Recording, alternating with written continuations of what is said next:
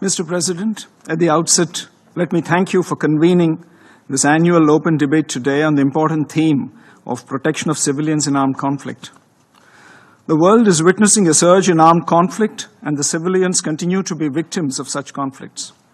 It's highly alarming to see that in 2024, as per ICRC records, the number of victims affected by armed conflict has increased, with 56,000 cases registered of missing persons alone.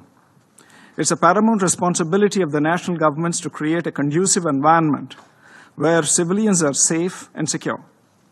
While we acknowledge the national responsibility, we should not ignore the adverse impacts of all forms of terrorism, including those emanating from across borders in today's debate on protection of civilians.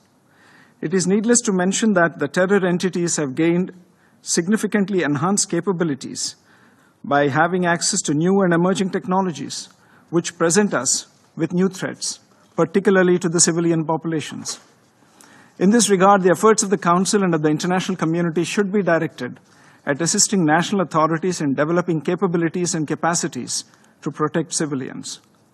It's unfortunate that the parties to the armed conflicts continue to attack civilian populations, particularly women, children, and other vulnerable groups, as well as indispensable civilian infrastructure, such as hospitals, by projecting them as legitimate targets. Regrettably, during armed conflicts, civilians, including women and children, are used as human shields for military operations and terrorist activities.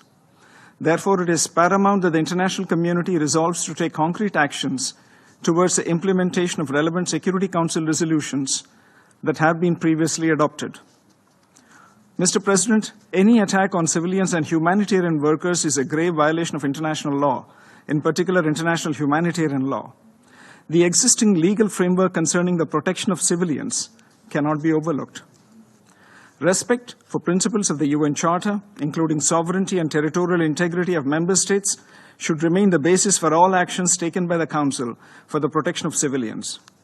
A politically motivated decision to intervene in an armed conflict situation may have devastating consequences, including to the civilian population, and therefore must be prevented. Furthermore, any intervention must be proportionate and based on credible and verified threat perception.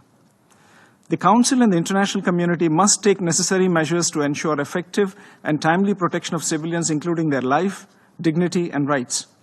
The core principles of humanity, neutrality, impartiality, and independence must continue to guide the operations of all humanitarian agencies and organizations. Mr. President, I am constrained to respond to the baseless allegations of the representative of Pakistan on a number of issues. First, India has experienced decades of Pakistani-sponsored terrorist attacks across our borders.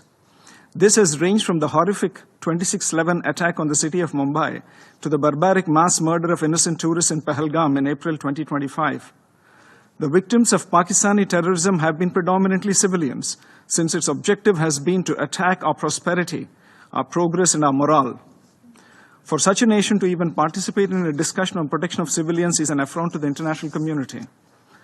Second, Pakistan has repeatedly used the civilian cover to advance the cause of terrorism. We just recently saw senior government, police, and military officials pay respects at the funeral of noted terrorists targeted by Operation Sindoor. A nation that makes no distinction between terrorists and civilians has no credentials to speak about protecting civilians. Third, earlier this month, the Pakistani army deliberately shelled our border villages, killing more than 20 civilians and injuring more than 80. There was intentional targeting of places of worship, including gurudwaras, temples, and convents, as well as medical facilities.